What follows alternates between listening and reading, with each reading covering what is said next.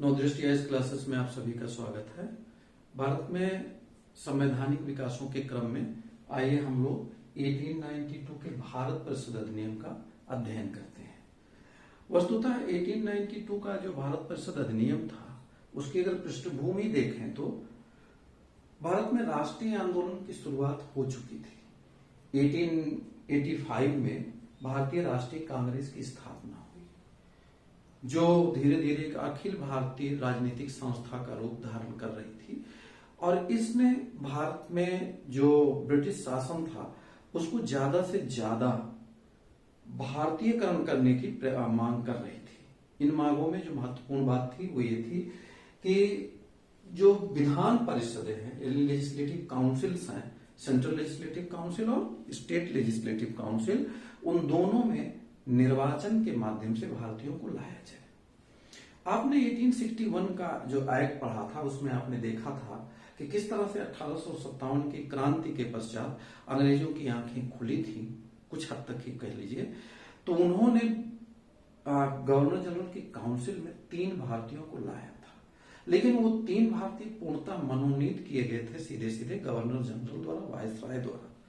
तो अब आगे की जो मांग थी वो ये थी कि ये मनोनयन वाली व्यवस्था पीछे छोड़िए और अब इलेक्शन के माध्यम से भारतीयों को, जो यानी जनप्रतिनिधि के रूप में जो भारतीय आगे आ रहे हैं, उनको जो जन आकांक्षाओं को लेकर के आते हैं, ऐसे भारतीयों को गवर्नर जनरल की परिषद में शामिल किया जाना चाहिए और प्रांतीय परिषदों में भी उन्हें स्थान मिलना चाहिए, ताकि शासन प्रशासन में भारतीयों की भागीदारी को धीरे धीरे करके बढ़ाया जा सके।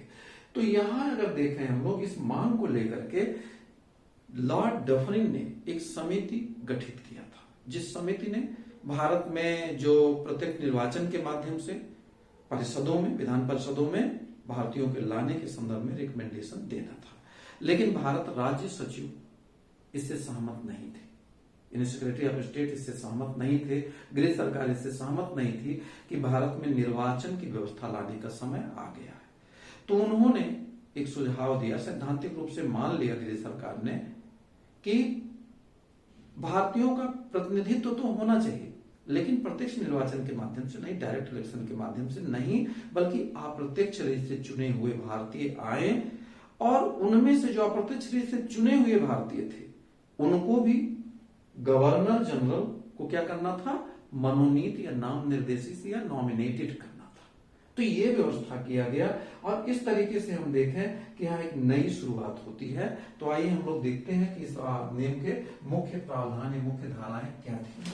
तो पहला, केंद्रीय विधान परिषद यानी सेंट्रल लेजिस्लेटिव काउंसिल में अतिरिक्त सदस्यों की संख्या बढ़ा दी गई और अब इसमें न्यूनतम 10 और अधिकतम 16 अतिरिक्त सदस्य होने थे। जैसा कि हम लोग पीछे देख चुके हैं, 1861 के एक्ट में मैक्सिमम 10 हो सकते, 6 से लेकर 10 सदस्य हो सकते थे, जबकि यहाँ 10 से लेकर के 16 सदस्य होने थे। यानी अब आप देख रहे हैं विस्तार किया जा रहा है काउंसिल को, जो आगे आप देख रहे हैं कि संसद का रूप लेने वाली है यही काउंसिल आगे चल करके, जिनमें से कम आधे सदस्य अशासकीय मतलब नॉन ऑफिशियल होंगे। नॉन ऑफिशियल उन सदस्यों को कहा जाता था जो ना तो मिलिट्री से हो और ना ही सिविल एडमिनिस्ट्रेशन से हो, ऐसे सदस्यों को अशासकीय या नॉन ऑफिशियल सदस्य कहा जाता था। दूसरा प्रावधान ये था, विधान परिषद चाहे वो केंद्रीय हो या प्रांतीय, दोनों में प्रतिनिधित्व रिप्रेजेंटेशन का, जिसकी बात अभी मैं बता रहा था, वो सैद्धांतिक रूप से इन प्रिंसिपल स्वीकार कर लिया गया। लेकिन ये निर्वाचन कैसे होना था, अप्रत्यक्ष रूप से निर्वाचित इन सदस्यों को मनोनीत कहा गया, यानी इनडायरेक्टली इलेक्टेड थे, उसके बावजूद उनमें से जो सदस्य आते थे निर्वाचित होकर अप्रत्यक्ष रूप से, उनको मनोनीत करने का काम कौन करता था, गवर्नर जनरल।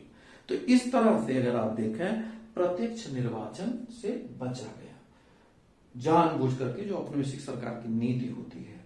अगला, विधान परिषद यानी केंद्रीय प्रांतीय के सदस्यों को पहला अधिकार दिया गया, वार्षिक वित्तीय विवरण जिसे हम बजट भी कहते हैं, पर अपने मत व्यक्त करने यानी अपने व्यूज रखने का अधिकार दिया गया, परंतु मत विभाजन या वोटिंग का राइट नहीं दिया गया।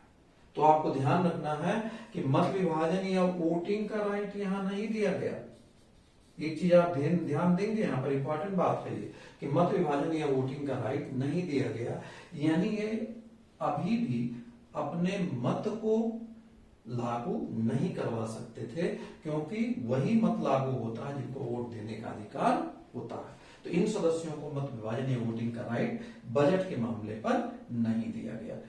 अगला जो प्रोविजन था इसी का, उन्हें सार्वजनिक हित के मामलों में, पब्लिक इंटरेस्ट के मैटर्स हो, 6 दिन की पूर्व सूचना यानी 6 डेज प्रायर नोटिस दे करके प्रश्न पूछने का अधिकार था। जैसे अभी प्रश्न काल में आप प्रश्न पूछने के लिए जो तारांकित और अतारांकित प्रश्न होते हैं, उनके लिए कम से कम 10 दिन की पूर्व सूचना आवश्यक होती है। इस समय आप देख रहे हैं 6 दिन की पूर्व सूचना देना आवश्यक था। इसमें एक प्रोविजन किया गया, टैग लगाया गया कि यद्यपि अनुपूरक प्रश्न सप्लीमेंट्री क्वेश्चन, मतलब उससे रिलेटेड उसी का सब क्वेश्चन, कोई सप्लीमेंट्री क्वेश्चन का पूरक प्रश्न नहीं पूछ सकते थे।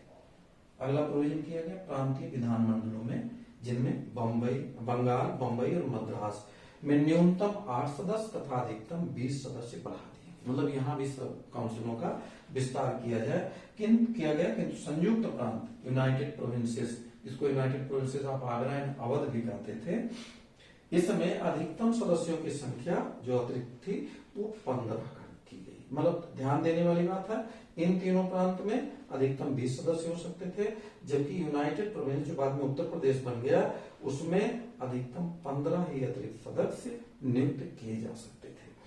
तो यह अधिनियम इंपॉर्टेंट है, संवैधानिक विकास की दृष्टि से इस नाते विशेष महत्व रखता है क्योंकि पहली बार प्रतिनिधित्व के सिद्धांत को सैद्धांतिक रूप से अपनाया गया। अब आप जानते हैं कि जब भी हम राजनीतिक रूप से दबाव बनाते हैं, संघर्ष करते हैं, तो कुछ ना कुछ हमें उसका अच्छा प्रतिफल मिलता है, और यहाँ एक अच्छा प्रतिफल मिलते हुए दिखाई दे रहा है। वो किस रूप में?